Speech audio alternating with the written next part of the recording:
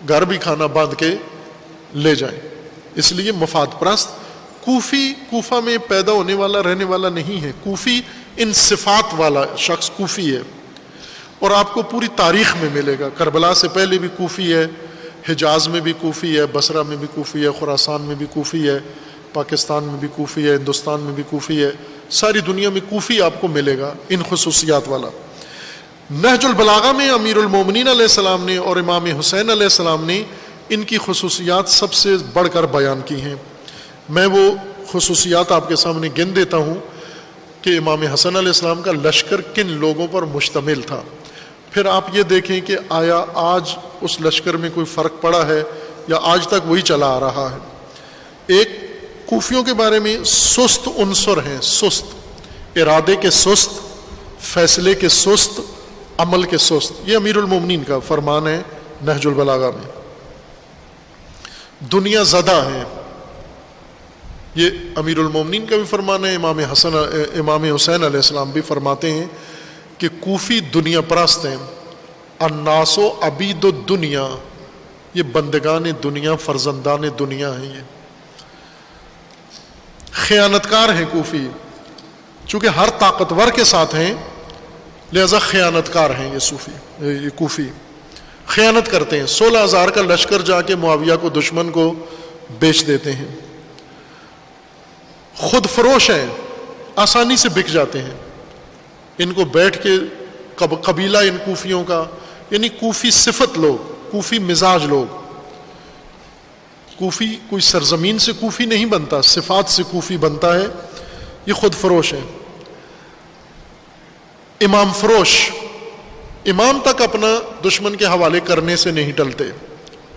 یہ امام حسن علیہ السلام نے بیان فرمایا, احتجاج میں موجود ہے. باقاعدہ معاویہ کو خط لکھا کہ ہم اپنا امام, اپنا رہبر آپ کے حوالے کرنے کے لیے تیار ہیں.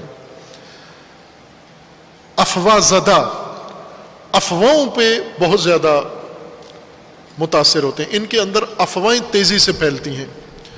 اب آپ دیکھیں کہ معاویہ نے ستون پنجم کیسے بنایا, کیوں بنایا.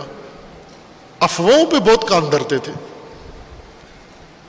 سوشل میڈیا نہیں تھا اور سوشل میڈیا پہ بیٹھے ہوئے مجتہدین بھی نہیں تھے, لیکن افواہوں پہ خوب کان دھرتے تھے, افواہوں کے پجاری تھے.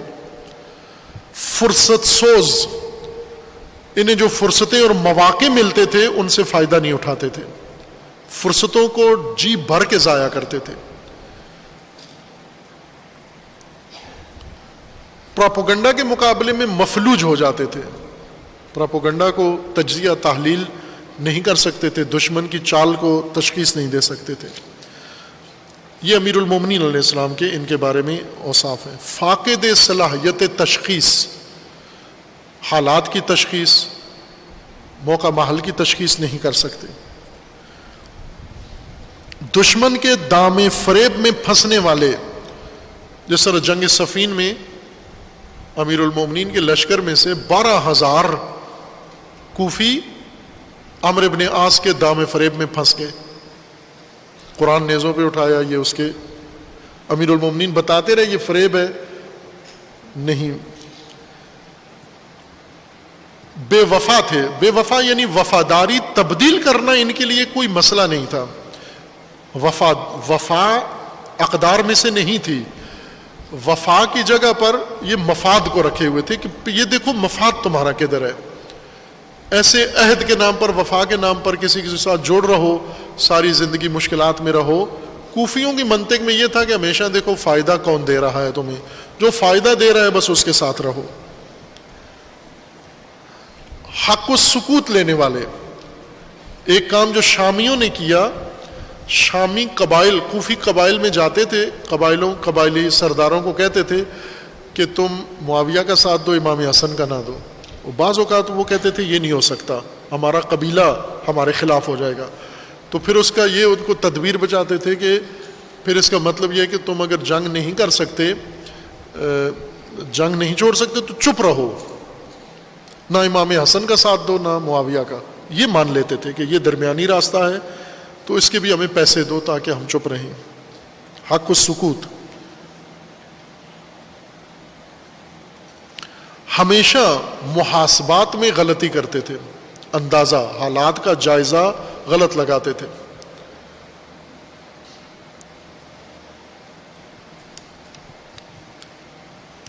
ہوا کے رخ پر چلنے والے، جیسے کہ جدھر کی ہوا ہے، امیر المومنین کا خطبہ بھی ہے ان کے بارے میں کہ وہ لوگ جو ہوا کے دوش پر چلتے ہیں، جدھر سیٹی کوئی بجائے وہاں چل پڑتے ہیں۔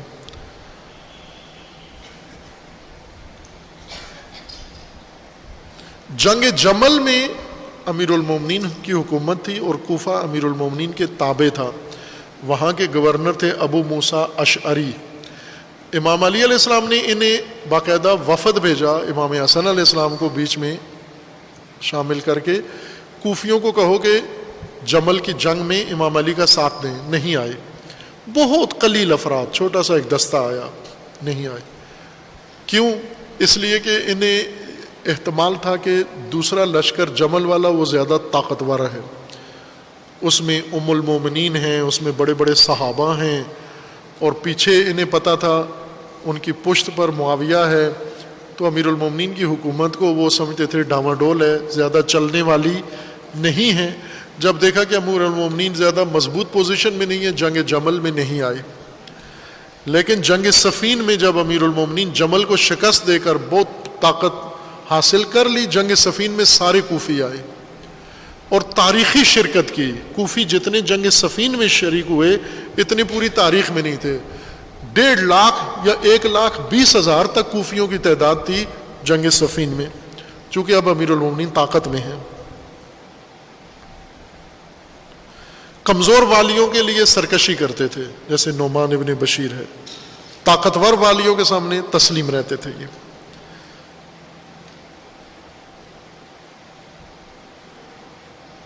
اکثر کوفہ کی جو جمعیت تھی یہ ان پڑھ نہیں تھے، پڑھے لکھے تھے سارے، حافظ قرآن، حافظ حدیث، علماء، پڑھے لکھے، اپنے اپنے قبیلوں کے مختلف، چونکہ چھونی تھی اور مختلف لوگ چھانٹی کیے ہوئے آئے تھے، تو اکثر تعلیم یافتہ، پڑھے لکھے، حدیث کا علم رکھتے ہیں، قرآن کا علم رکھتے ہیں۔